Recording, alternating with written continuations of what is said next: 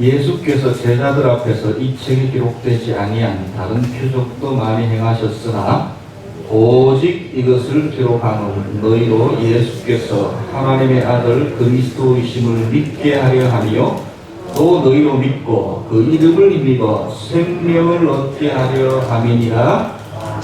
아멘. 네, 오늘은 안식일 주일임과 동시에 광복절이기도 합니다. 76주년 되는, 벌써 76년이나 되는 광복절입니다.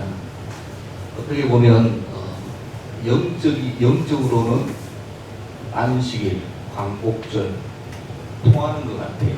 어떻게 보면 영적인 광복절이죠, 주일이.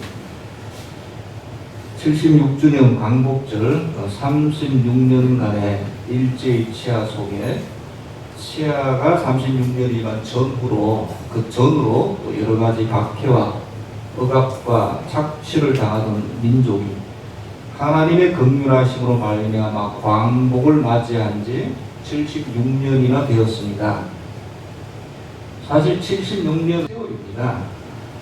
10년이면 강산도 변한다는 말이 있는데 그 10년을 무려 70년 이상이나 지났음에도 불구하고 여전히 일본이라는 나라에 대한 감정이 남아있습니다. 잊을만 하면 한 번씩 건드리고 잊을만 하면 뉴스가 들려오고 해서 독은 난다고 하죠. 그래서 그런지 76년을 지났음에도 불구하고 아직도 그런 감정들이 남아있습니다. 이런 우스갯소리가 있습니다. 큰 배가 침몰 위기에 빠졌는데 급히 그럼 이제 보트를 내려서 사람을 태우잖아요. 그 보트는 작아서 정원이 정해져 있는데 10명이 탔습니다. 각 나라 10명이 탔는데 정원은 7명이에요. 그러니까 누군가 3명은 내려야 됩니다. 배에서 내려야 되는데 영국 사람이 나는 신사의 나라이므로 기꺼이 내리겠습니다. 희생을 한 거죠. 그 다음 미국 사람이 우리는 최강 대국이니까 기꺼이 희생하겠습니다. 이제 한 명 남았잖아요. 근데 우리 한국 사람, 정말 한국 사람이잖아요. 한국 사람이 벌떡 일어나더니 대한민국 만세! 이걸 3번 하더니 일본 사람을 밀어가지고 엎드렸다는 그런 우스갯소리. 감정이 때가 되면 붉어지는 독도 문제, 여러 가지 한국민이 감정과 자존심을 건드린 일본은 정말 가깝고도 먼 나라입니다. 제가 대학교 졸업식과 참석 안 하고 그 전날 필리핀으로 단기 선교를 간다는 말씀드렸는데 그때 선교사에 원래는 이제 목회를 하려고 할 때 선교사를 하려고, 근데 그런 마음이 많이 희석이 됐다 그랬었죠. 선교사에 품고 갔습니다. 필리핀을 갈 때. 그때 한 가지, 떡 줄 사람은 생각도 안 하는데 김치부터 마신다고, 하나님 제발 다른 데로는 아골골짝 다 갈 테니까 일본만큼은 좀 보내지 말았으면 좋겠습니다. 좀 요나 같은 생각이 있었나 봐요. 일본에 대한 감정이. 하나님은 전혀 생각도 하시지 않는데 저는 꼭 요나 선지자처럼 될까 미리 일본은 보내지 마세요 했던 기억이 납니다. 그때 일본뿐만이 아니라 중국이라든지 우리나라를 괴롭혔던 나라들 혹은 다른 나라들, 그런 민족들에 대한 거시적인 감정 문제를 해결하기 시작했던 것이 바로 오늘 말씀 때문이었습니다. 다시 한번 보실까요? 31절 말씀. 오직 이것을 기록하면 너희로 예수께서 하나님의 아들 그리스도이심을 믿게 하게 하며 또 너희로 믿고 그 이름을 힘입어 생명을 얻게 하려 함이니라. 우리가 다 아는 말씀이고 물론 귀한 말씀이지만 다 아는 말씀이지만 어느 순간 이것이 마음에 들어오면서 그런 민족적인 쓸데없는 감정 소모보다 100배, 1000배 더 귀한 것이 바로 이 말씀이다. 우리가 예수 그리스도가 누군지를 바로 깨닫는 것, 이것이 훨씬 중요하다.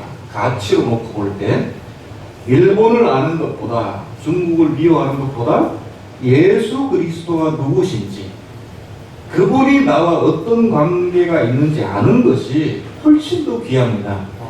여러분, 그리고 우리에게 있어서 진정한 광복은 예수 그리스도를 제쳐놓고 생각할 수가 없습니다. 물론 아직도 가끔 민족적인 감정이 아직도 남아있긴 합니다. 요즘은 일본보다 또 중국이라는 나라에 대해서 감정이 더 생기지요. 그러나 그 역시 이 복음 앞에서는, 예수 그리스도라는 피 묻은 복음 앞에서는 한 점의 가치도 없을 것입니다. 그래서 그런지 일본은 이상하게 거기 이제 숭배하는 우리로 봐서는 이제 귀신들이죠. 수백만 개가 됩니다. 굉장히 믿는 게 많고, 그래서 그런지 복음화율이 형편없고, 일본은 중국은 워낙 인구가 많아서 그리스도인이 우리나라 인구만큼 된다고 하지만 거의 아직도 공산당이 기독교를 철저히 탄압하기 때문에 믿음을 정하기가 쉽지 않고, 역시 전체 인구에 비해서는 기독교인이 아주 소수입니다. 스스로 벌을 받는 것인지 굉장히 또 더욱 요즘 들어서 선교사님들 많이 추방을 하고 있고, 중국에서는 제가 아는 분도 추방당해서 돌아오셔서 다른 나라로 가시는 분도 많이 계시고, 그러고 있는 형편입니다. 여러분, 진정한 광복은 다시금 강조드리지만 예수 그리스도가 누군지, 예수 그리스도는 실제로 역사적인 인물이잖아요. 그건 다 누구나 예수를 안 믿는 사람도 인정하는데, 그분이 나랑 어떤 관계가 있는지, 내가 그분을 정말 믿고 정말 그분을 이름을 힘입어 영생을 얻느냐, 그 영혼에 빛이 비추어져야 합니다. 그래야 그 인생이 비로소 가치가 있는 인생이 되기 때문입니다. 여러분, 요한복음은 이제 오늘 요한복음 말씀이지요. 다른 복음서 마태, 마가, 누가, 요한, 이렇게 복음서는 총 4개지만 네 복음서가 물론 똑같이 예수님의 행적과 말씀과 고난과 부활에 대해서 기록하고 있지만 앞에 세 복음서하고는 달리 요한복음은 조금 독특하게 기록되어 있습니다. 읽어보면 마태, 마가, 누가는 비슷한 게 많은데 요한복음은 조금 다른 내용들이 상당히 많이 들어있습니다. 그래서 성경을 연구하는 분들은 요한복음을 따로 연구하고 마태, 마가, 누가복음을 따로 공관복음서라고 합니다. 공통된 관점으로 기록된 복음서라고 해서 공관복음서라고 해요. 뭐를요? 마태, 마가, 누가를. 그러니까 요한복음은 좀 다르게 쓰여졌다는 거죠. 실제로 마태, 마가, 누가에는 다 있는 예수님의 기적이 요한복음에는 빠져 있는 것이 많이 있습니다. 30절에 그 이유를 설명을 하고 있죠. 예수님께서 제자들 앞에서 이 책에 기록되지 아니한 다른 표적도 많이 행했다. 그럼 나는 뺐다는 거죠. 근데 그 빠진 게 마태, 마가, 누가에는 다 기록되어 있습니다. 근데 요한복음에는 일부러 선별해서 뺐다는 말이에요. 반면에 세 복음서에는 나와 있지 않는 독특한 내용, 요한복음에만 기록되어 있는 내용도 많이 있습니다. 예를 들어서 물을 포도주로 바꾸는 기적, 요한복음에만 있어요. 사마리아 수가성 여인, 요한복음에 나와 있습니다. 밤에 예수님을, 다른 사람 눈이 무서워서 바리새인이지만 밤에 예수님을 찾아온 니고데모, 요한복음에만 있어요. 그렇게 한 이유가 바로 31절에 바로 기록되어 있죠. 오직 이것을 선별해서 기록하는 이유는 목적은 뭐예요? 너희로 예수께서 하나님의 아들 그리스도이심을 믿게 하려 하며 너희로 믿고 그 이름을 입어 생명을 얻게 하려 함이니라. 이렇게 말씀하고 있습니다. 그러니까 요한복음을 기록한 가장 큰 이유는 어떤 것은 떼고 어떤 것은 넣고, 요한이 생각할 때에 또 예수님의 말씀이 하신 말씀이 가장 많이 기록되어 있는 것도 요한복음입니다. 이것을 기록한 이유는 바로 그 예수 그리스도에만 집중하기 원해요. 예수님을 믿고 영생을 얻게 하기 위함이다. 이렇게 밝히고 있습니다. 어떤 것은 빼고 더하고 다른 복음서하고로 다르게 기록되어 있지만 모든 이유는 한 가지입니다. 사도 요한이 자기가 모셨고 믿었던 예수님이 누구인지 사람들에게 분명히 알리기 위함입니다. 예수님이 누구십니까? 요한에 의하면 바로 하나님의 아들이다. 예수님 누구시라고요? 하나님의 아들이다. 그리고 누구시다고요? 그리스도이시다. 그리스도이시다.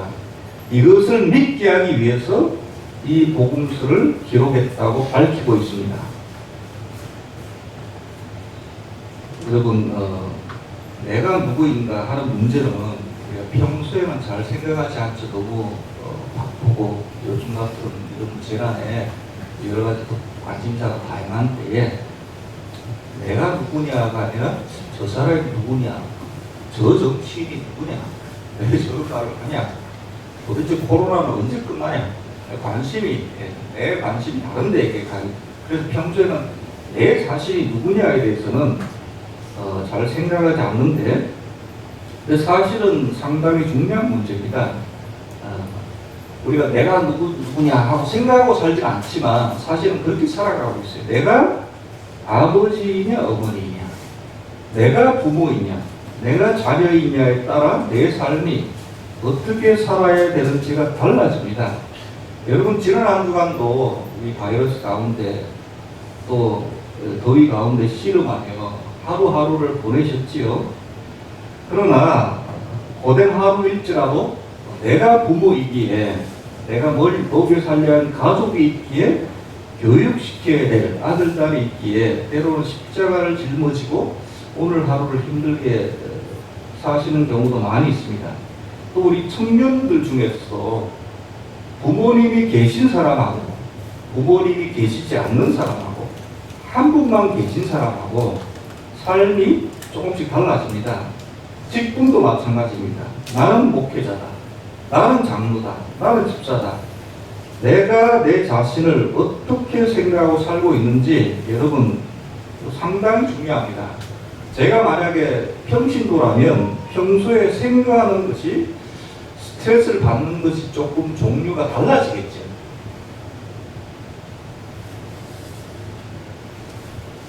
그러나 사도 요한은 요한복음을 기록하면서 오직 한 가지만을 생각하고 그것을 알리기로 총력을 다합니다. 그것은 그리스도가 누구신가? 그리스도가 누구신가? 여러분, 그리스도가 누구신가 하는 문제는 설교를 듣거나 말씀을 읽거나 하면 알게 되지 않겠는가 이렇게 생각할 수 있지만, 그리스도가 누구시냐는 질문은 내가 누구인가 보다 더 중요합니다. 우리 성도들에게 있어서요. 왜냐하면 우리가 그리스도가 누구이신가라는 것을 바로 알아야 그 다음에 내가 누구이냐 진정한 답을 낼 수 있기 때문입니다. 이것이 세상 사람들과 우리와 구별되는 가장 중요한 것 중에 하나입니다. 우린 세상에 살 때는 세상의 가치관을 통해서 내 가치가 정해지고 선이 그어지죠. 세상의 가치관은 그거 아니겠습니까? 내가 가진 게 얼마고, 월급이 얼마고, 자녀가 또 자녀의 급에 따라 혹은 남편의 급에 따라 내 급이 정해진다. 뭐 여러 가지가 있을 텐데 우리는 그렇잖아요. 예수님이 누구신가니까 그 예수님을 믿고 따르는 우리가 정해진다는 거예요. 내가 누구이냐가 정해져요. 그러니까 내가 누구인 줄 알려면, 내가 내 자신이 누구인지 알려면 내가 내 자신을 봐도 몰라야 돼요. 누구를 봐야 알아진다고요? 예수님을 봐야 알아집니다. 그렇게 만들어졌어요. 조금 어려운 말이고 근본적인 말일지는 모르겠지만 오늘 광복의 보복이란 제목하에 이것이 상당히 중요한 문제입니다. 그리고 요한은 그래서 말씀뿐만 아니라 거기에만 포커스를 맞출 뿐만 아니라 바로 그것을 예를 들어서 여러 사람을 이렇게 등장을 시키고 있어요. 여러분, 우리가 그리스도가 누구신가, 그리고 그분을 우리가 어떻게 믿고 어떻게 사느냐에 그것을 바로 알게 되기까지 결코 여러분 자신의 가치를 바로 알 수 없습니다. 우리 예수님의 가치를 발견하기 이전까지 내 자신의 가치를 절대로 알 수가 없어요. 그래서 많은 경건한 성도들이 어느 날 예수님을 체험하고 성령을 체험한 경건한 성도들이 세상에서 위치와 상관없이 성경을 통해 때론 기도를 통해 깊이 연구하고 묵상한 주제가 바로 이겁니다. 그리스도가 누군가. 머리로 알죠. 하나님의 아들이시고 그리스도라는 걸 알지만 우리가 관계를 어떻게 맺어가고 깊이 있게 살아가더라고요. 그들이 그리스도가 누구신지 더욱 깨달아 갈 때마다 자신의 가치가 새로워지는 것을 느낍니다. 그래서 더욱더 주님과 관계를 맺어가는 데 집중하고 있습니다. 여러분, 세상이 답해주는 내가 누구인가가 여러분의 가치를 정해주지 않습니다. 제가 설교 중에 가장 많이 말씀드린 주제 중에 하나가 이거예요. 세상이 여러분에게 떠놓은 가치가 있잖아요. 그것이 진정한 여러분의 가치를 정해주지 않는다고요. 여러분이 가지고 있는 재산이 여러분의 가치를 결정하지 않습니다. 여러분의 학식이 여러분이 얼마나 귀하냐 하는 것을 정하지 않는다고요. 여러분이 무슨 일을 하느냐, 직업이 무엇인가, 이것이 여러분이 얼마나 중요하냐를 가름하는 기준이 아닙니다. 심지어 좀 나이가 많으신 분들은 여러분의 자녀들이 이 세상에서 얼마나 성공하고 잘 되느냐에 따라 여러분의 존귀함이 결정되지 않습니다. 어떤 분과 이야기하다 보면 자식 자랑을 이렇게 많이 합니다. 그리고 자식이 잘 돼가면 어깨에 힘이 들어가는 경우도 있죠. 이해합니다. 저도 자식이 있기 때문에. 그리고 저도 가끔 또 그래요. 여러분, 자녀가 부모에게 얼마나 힘을 주는지, 반대로 자녀가 얼마나 부모 힘을 빼는지 자녀를 가지고 있는 다 아시잖아요. 그걸 자랑할 수도 있죠. 다 이해하고. 그러나 이것은 알고 자랑을 하세요. 내가 자녀를 자녀가 예를 들어서 잘 됐다면 내가 자녀를 잘 키운 것이지 내가 하나님 앞에서 절대적인 가치는 아닙니다. 그걸로 정해지지 않아요. 우리 부모로서 자녀를 정말 하나님과 잘 키워 상급은 받을 수 있지만 그렇다고 해서 내 자신의 가치가 결정되지 않는다고요. 내 자신의 가치는 어디서만 결정이 돼요? 내가 얼마나 예수 그리스도를 알고 얼마나 예수 그리스도를 믿고 얼마나 예수 그리스도와 교제하느냐, 거기에 내 자신의 가치가 결정되는 것이지 뭐 내가 직업이 뭐냐, 내가 세상적인 위치가 뭐냐, 내가 얼마나 잘 키웠냐, 이거는 상급은 될 수 있어요.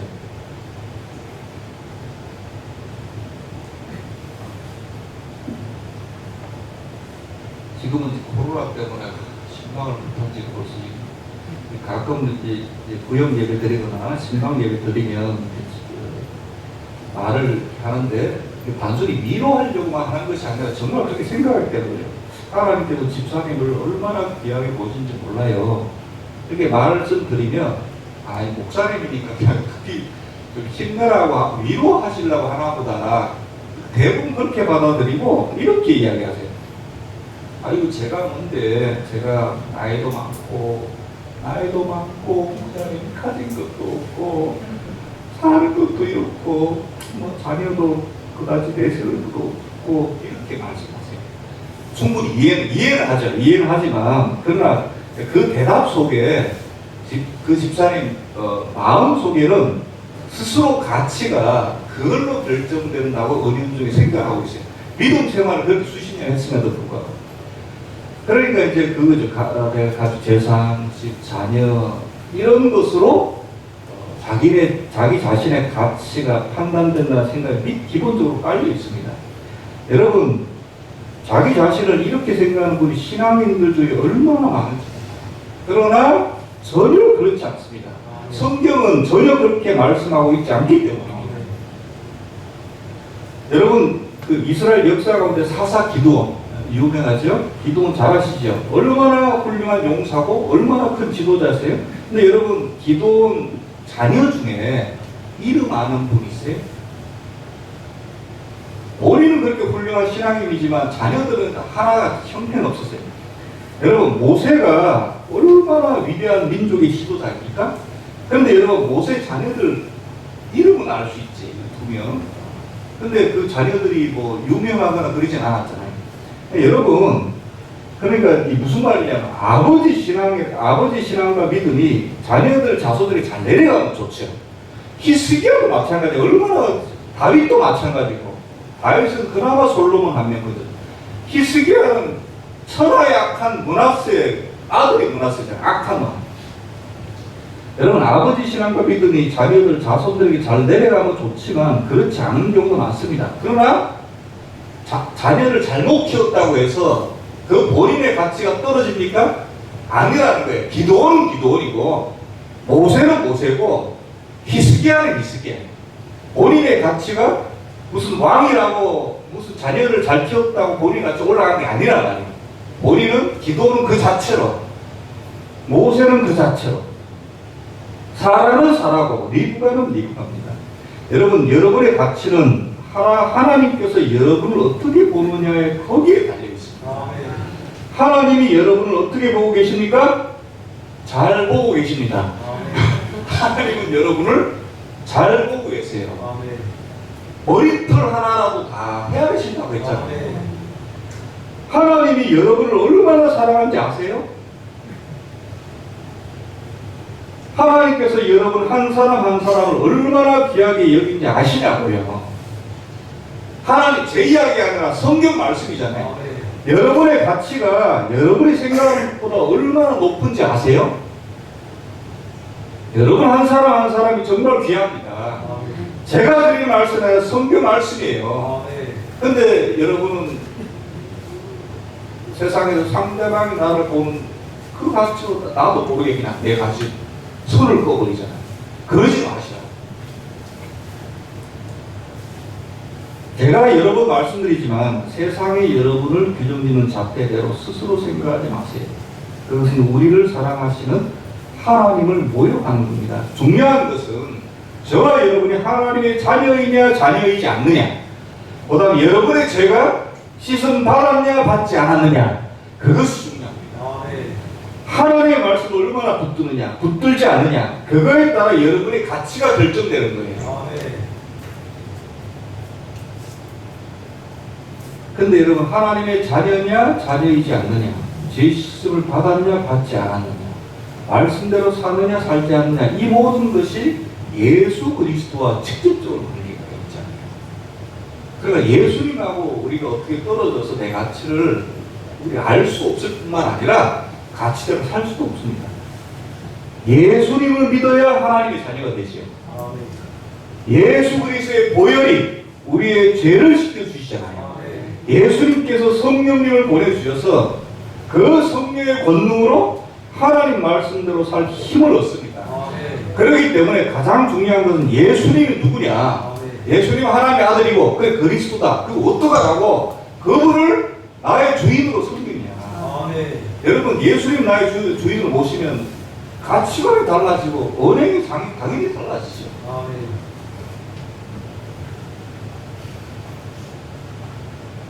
그래서 내가 누구이냐, 나는 어떤 존재인가, 어떻게 미래가 불투명한데,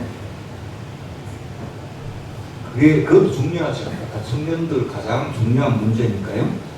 그러나 예수 그리스도가 누구신가, 이것이 더욱 중요하고, 그분과 내가 관계를 어떻게 맺으며 살아가느냐, 이것이 정말 우리 인생 중에 중요한 문제입니다. 요한복음이 기록되는 것이 바로 그것을 믿습니다.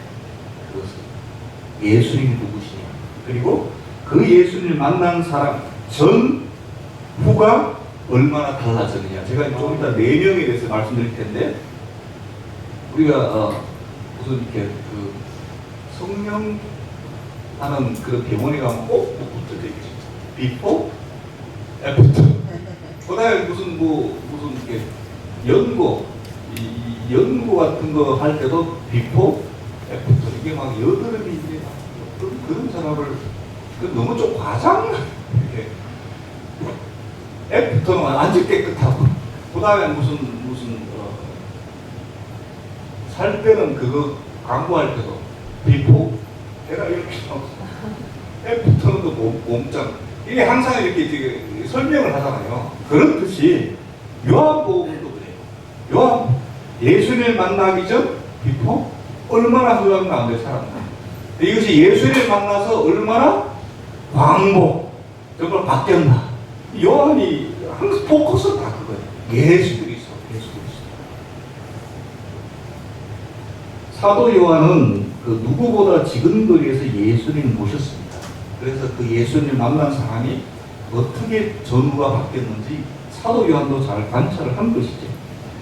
이 세상 그 누구보다 바로 이 예수님을 알며 믿으며 섬기는 것이 가장 중요하다는 사실을 철저히 알게 되었습니다. 가장 먼저 본인이 본인. 그 우리의 아들. 성격은 불같지만 그것이 겉으로 드러나지 않고 속으로. 약간 그래서 베드로는 그냥 속에 있는 것이 그대로 그냥 겉으로 드러나는 사람이고, 근데 요한은 그것이 이렇게 숨겨져 있는 사람. 어떻게 보면 좀 안 좋게 말하면 음흉한 사람이고 속을 잘 모르는 사람인데 또 이 정은 많고 막 그 성격은 있어서 그래서 우의 아들이잖아요. 그 요한이 얼마나 바뀌었습니까? 그 사랑을 그렇게 가장 많이 강조하는 사람이 바로 사도 요한. 요한계시록 수요일에서 요한계시록 강의하는데 얼마나. 그래서 그것 때문에 새 복음서가 있음에도 불구하고 요한은 예수 그리스도에 대해서 자기가 받은 성령의 시각으로 요한복음을 기록하고 있는 것입니다. 단순히 예수님의 정보를 전달하기 위함만은 아닙니다. 단지 우리에게 그리스도가 이런 분이시다라는 걸 소개하고 믿게 함으로써 우리의 영원한 운명을 바꾸어 놓으려고 기록된 말씀이 바로 요한복음입니다. 우리가 내용을 잠깐 찾아볼 텐데, 그러니까 이제 요한은 예수님을 빛으로 소개를 하잖아요. 그러니까 빛이 오기 전에는 어둠이고 흑암이었습니다. 요한복음 3장 2절.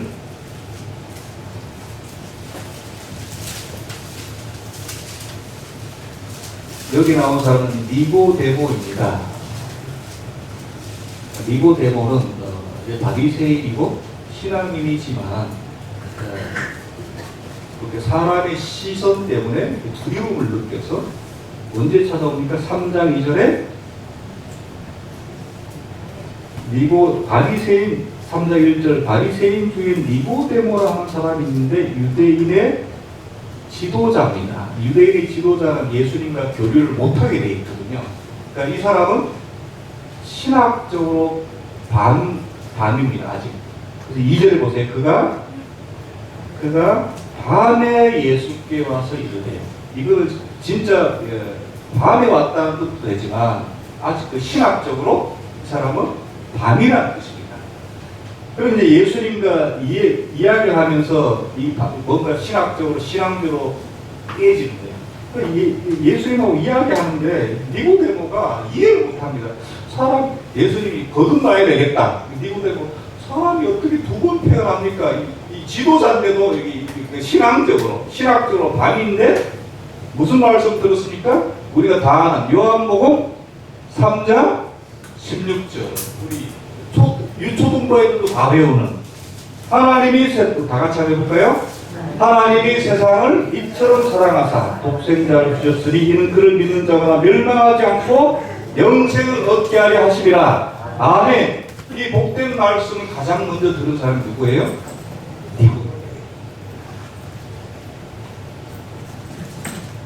그다음 4장 18절. 4장에서 나오는 사람은 수가 속에 있는 한 여인입니다. 이 여인은 예수님 만나기 전까지 컴컴한 밤 속에 살았습니다. 이 여인은 아까 니고데모는 신학적으로 왕이었는데 이 여인은 가정적으로 밤이었어요. 예수님은 그 꿰뚫고 이제 4장 18절에 너에게 남편 5이 있었고 지금 있는 자도 내 남편이 아니니 내 말이 참되도다. 네가 지금 밤이잖아. 여인인데 제대로 된 사랑을 못 받고 있잖아. 거기에 미연이 무너졌습니다. 예수님을 만나서 깨달았어요. 깨달은 여자 28절, 4장 28절. 여자가 그 귀한 물동이를 버려두고 동네로 들어가서 사람들에게 말하되 내가 행한 모든 일을 내게 말한 사람을 와서 보라. 이는 그리스도가 아니냐. 가정적으로 평생 남편한테 사랑을 못 받고 어둠 속에 있던 여인이 예수를 만나서 그리스도를 만나서 변해서 본인이 전도자가 되는 모습을 요한은 보여주고 있습니다. 그 다음에 5장 5절 말씀. 여기 한 병자가 나오는데 병 때문에 어두움 가운데 있는 사람. 35장 5절에 거기 38해 된 병자가 있다. 5장에 나오는 사람은 예수님 만나기 전에 38년 동안 병마에 사로잡혀서 캄캄한 어두움 가운데 살던 사람입니다. 이 사람이 예수님을 만났어요. 할렐루야. 5장 8절 말씀. 예수께서 이르시되 일어나 내 자리를 들고 걸어가라. 할렐루야. 빛을 광복의 복음을 받아들였습니다. 그 다음에 마지막으로 8장 4절. 여기에 나온 주인공은 죄에 사로잡힌 여인이었습니다. 가늠죄에 사로잡힌 여인. 8장 4절에 예수께 말하되 선생님 이 여자가 가늠하다가 현장에서 잡혔나이다. 죄 때문에 어둠이지만 이제 곧 돌에 맞아 죽게 생겼다. 그야말로 어둠 가운데 있는 여인이었습니다. 이 여인이 예수님. 8장 11절에 예수께서 이르시되 나도 너를 정죄하지 아니하노니 가서 다시는 죄를 범하지 말라 하시니라. 아멘. 예수님을 만나 죽음에서 빠져나왔을 뿐만 아니라 죄 사함을 받게 되었습니다. 4명만 이야기했지만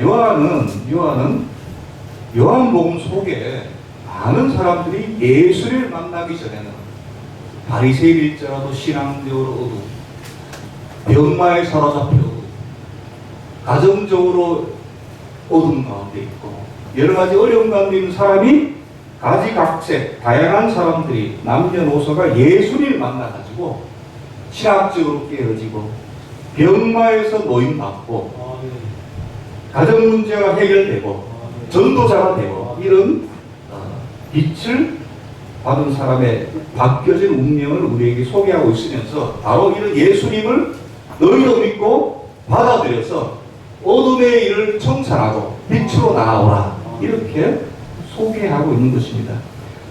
저와 여러분이 예수님을 만나 그분이 누구인 줄 알고 깨닫고 그분과 교제하며 그 은혜를 영원히 맛보게 되기를 소원합니다. 아마 저와 여러분 중에 뭐 여러 가지로 경제 문제가 안 풀린다든지 인간적인 문제가 있다든지 죄의 사슬에 매여 있다든지 아직도 어두운 부분이 있습니다.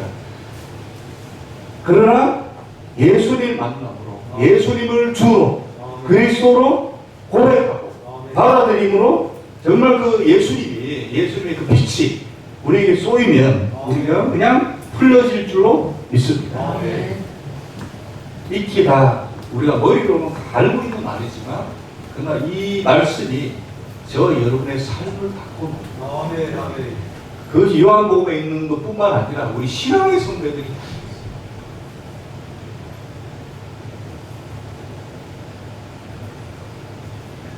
여러분 예수 그리스도를 만나 그분이 누구인지를 알고 깨닫고 그분과 교제하고 그 은혜를 정말 영원히 맛보게 되기를 소원합니다. 그것을 맛보는 그날이 여러분에게는 그날이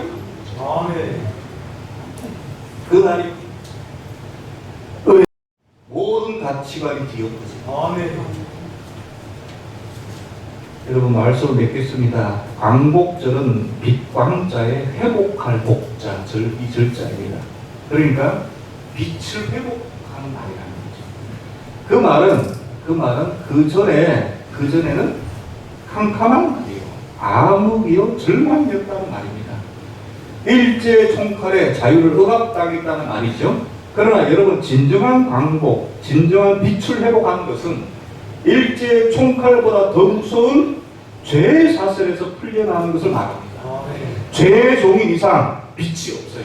그 속에는 생명이 없습니다. 영원한 죽음뿐입니다. 그러한 세상에 예수님께서 빛을 오셨습니다. 우리 마지막으로 한번 이 말씀 찾아보시면서 이 말씀을 가슴에 부으면서 이 말씀 뵙겠습니다. 요한복음 1장 4절. 그래서 요한은 처음부터 이렇게 말씀을 선포하고 있습니다. 요한복음 1장 4절.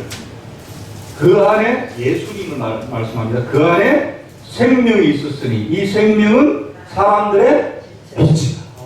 아멘. 그 다음에 9절. 참 빛 곧 세상에 와서 각 사람에게 비추는 빛이 있었나니. 마지막 12절을 다 같이 공동에 올리겠습니다. 영접하는 자, 곧 그 이름을 믿는 자들에게는 하나님의 자녀가 되는 권세를 주셨으니.